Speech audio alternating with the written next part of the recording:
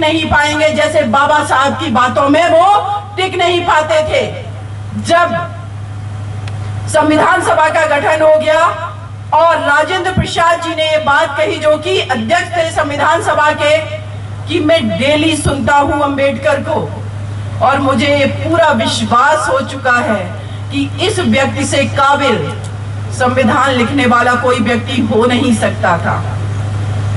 अगर इस समाज में, अगर इस बहुजन समाज के बच्चों में, अगर इस ओबीसी, एससी, एसटी, माइनॉरिटीज के बच्चों में इतनी ही काबिलियत है कि वो एक इतने डेमोक्रेटिक कंट्री में एक इतना स्ट्रॉन्ग संविधान दे सकते हैं कि जो 75 साल से हमारे देश में अखंडता को बरकरार रखे हैं, तो फिर इन बच्चों के पेट पर लात क्यों मारी जाती, इनको नौकरियां क्यों नहीं दी जाती, इनके हक अधिकार की बात कौन करेगा? मैं कहती हूं कि जब हमारा देश आजाद हो गया और यहां से अंग्रेज चले गए, पंजाब में एक जगह है जलियांवाला बाग हत्याकांड, हम सभी को पता है। जब आज 21वीं सदी में वहां का प्रधानमंत्री आता है तो जलियांवाला बाग में जाकर के घुटने टेक करके माफी मांगता है हमारे भारत देश से, क्योंकि उनको पता है कि उन्होंने गलत किया था भारतीयों के साथ।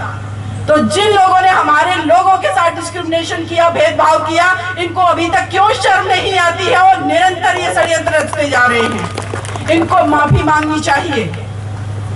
आप 3% आबादी को सशक्त करके 3% आबादी या 10% आबादी देश के 90% संसाधनों पर कब्जा करके आपको लगता है कि आप देश को मजबूत कर रहे हैं? सच में मेरे देश को अंदर से आप कमजोर कर रहे हैं। बहुजन समाज में एक से एक काबिल बच्चे हैं, एक से एक काबिल बेटियां हैं। माता सावित्रीबाई फुले, आखिर जब पढ़ते हैं हम लोग कि आखिर उस 3% आबादी में कोई महिला ऐसी क्यों नहीं निकली जो इस देश की हर महिला के लिए एक स्कूल बना देती? क्योंकि आपके चरित्र में समानता की बात नहीं है, क्योंकि आपके चरित्र में मानवतावाद नहीं, आप भेदभावकारी सोच के साथ पैदा हुए हैं। और जब बहुजन समाज की बात आती है, इसीलिए मैं कहती हूँ कि आगे आने वाला भविष्य इस देश का बहुजन आबादी डिसाइड करेगी। हम आपके साथ भेदभाव नहीं करेंगे, लेकिन जो हमारे बच्चों का हक अधिकार है उसको हम छीनने नहीं देंगे। ये लड़ाई हमें सबको एकजुट होकर के मिलकर के लड़ने की जरूरत है। एक अकेला व्यक्ति अमेरिका में जाकर के, लंदन में जाकर के पढ़ाई करके पूरे कैबिनेट को चैलेंज करता है कि हिंदू कोड बिल हो या 340 जो आर्टिकल संविधान में है, अगर हम इस पर इस्तीफा दे सकते हैं अपने व्यक्तिगत दाव हित लगा करके, तो हम लोग तो आज इतने जागरूक हो चुके हैं, इतने एजुकेटेड हो चुके हैं, हमारे पास एंड्रॉयड फोन है, आईफोन है, हमारे पास संसाधन आ चुके हैं। बहुत स्ट्रॉन्ग, बहुत ताकतवर, मजबूत क्रांति में खड़े कर सकते हैं हम लोग मिल करके। और ये क्रांति मैं सैल्यूट करती हूँ नागपुर के लोगों को कि पॉलिटिकल रूप से भले ही हम पावर में नहीं आ पा रहे, लेकिन सामाजिक आंदोलन के रूप में आप लोग बहुत स्ट्रॉन्ग तरीके से लड़ रहे हैं। इसीलिए मैं आप लोगों को सैल्यूट करती हूँ। आज आवश्यकता है, मैं बहुत सारी बातें तो नहीं करूंगी, यहाँ बैठा मेरा हर भाई, हर माताएं बहनें बहुत जागरूक हो चुकी हैं। उनको पता है बाबा साहब ने क्या कहा, उनको पता है महात्मा ज्योतिबा फुले जी ने क्या कहा, उनको पता है माता सावित्रीबाई फुले ने क्या कहा, लेकिन हम उसको ग्राउंड पर इंप्लीमेंट कैसे करें, लागू कैसे करें?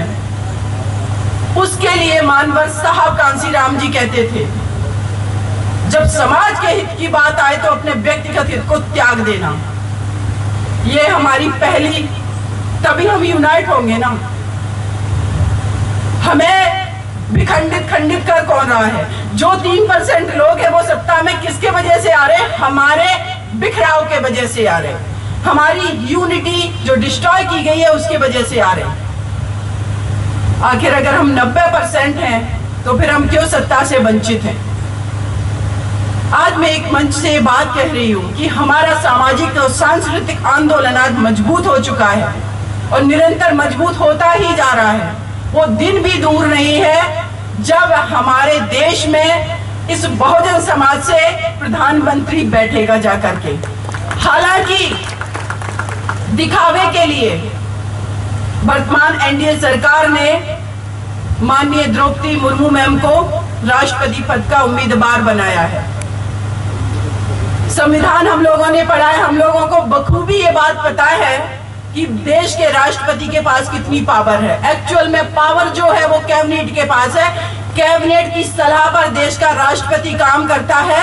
और जब हमारे देश के राष्ट्रपति अब्दुल कलाम जी ने कैबिनेट की बात को इनकार कर दिया था लाभ के पद को लेकर के, तो उनकी आलोचना शुरू हो गई और ये कहा गया महाभियोग लगा करके आपको पद से हटा देंगे।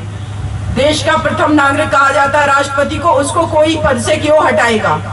लेकिन ये सच है क्योंकि राष्ट्रपति का पद एक्चुअल में जो रूलिंग गवर्नमेंट होती है उसकी कैबिनेट की रिकमेंडेशंस पे काम करता है।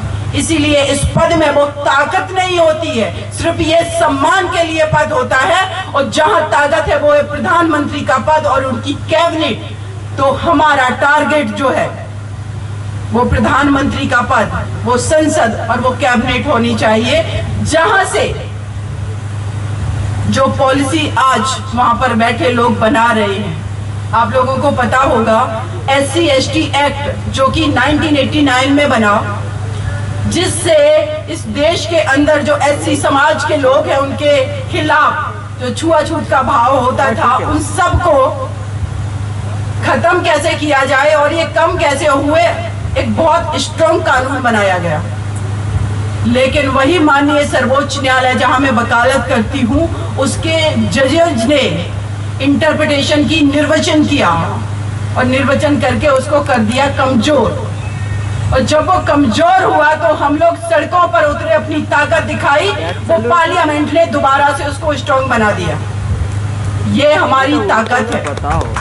इसीलिए मानवर साहब कहते थे कि अगर आप मुझे पार्लियामेंट में नहीं बोलने देंगे तो हम रोड पर जा करके बोलेंगे, लेकिन हम बोलेंगे जरूर, क्योंकि ये आंदोलन जागरूकता का आंदोलन है। अपने बच्चों, जो आने वाला हमारा भविष्य, हमारी पीढ़ी है, उनकी सुरक्षा, उनकी एजुकेशन, उनके डेवलपमेंट का आंदोलन है ये आंदोलन।